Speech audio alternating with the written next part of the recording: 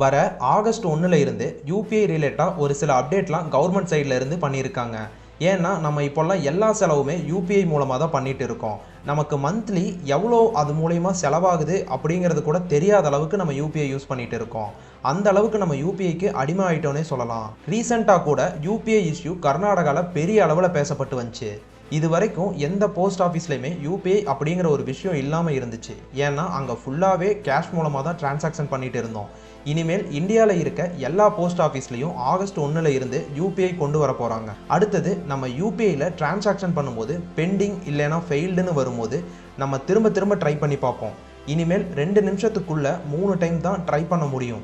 அதுக்கு மேலே ட்ரை பண்ணால் நம்ம யூபிஐ ஐடியா பிளாக் ஆயிரும் அப்படிங்கிற மாதிரி சொல்லியிருக்காங்க.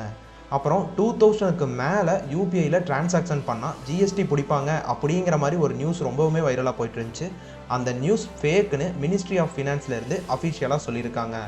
ஆனால் யூபிஐ யூஸ் பண்ணுறதுக்கும் இனிமேல் அமௌண்ட் பே பண்ணுற மாதிரி இருக்கும்னு ஆர்பிஐ கவர்னர் அதிரடியான ஒரு அறிவிப்பை அறிவிச்சிருக்காரு. அப்புறம் முக்கியமான விஷயம் என்னன்னா, நம்ம ஓடிடி பிளாட்ஃபார்ம்லேயோ இல்லை ஏதாச்சும் இஎம்ஐ அமௌண்ட் மந்த்லி பே பண்ணுறதுக்கோ ஆட்டோ பே ஆப்ஷனை செட் பண்ணி வச்சுருப்போம்.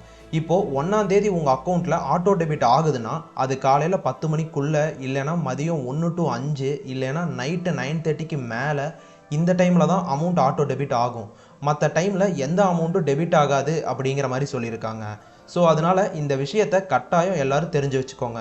அப்புறம் ஒரு நாளைக்கு 50 டைம் தான் பேலன்ஸ் செக் பண்ண முடியும் அப்படிங்கிற மாதிரியும் சொல்லியிருக்காங்க. அதுக்கு மேலே செக் பண்ணால் யூபிஐ ஐடி பிளாக் பண்ணிடுவாங்கன்னு சொல்லியிருக்காங்க. ஃபஸ்ட்டு யாருமே 50 டைம் வரைக்குமே யாரும் பேலன்ஸ் செக் பண்ண மாட்டோம்.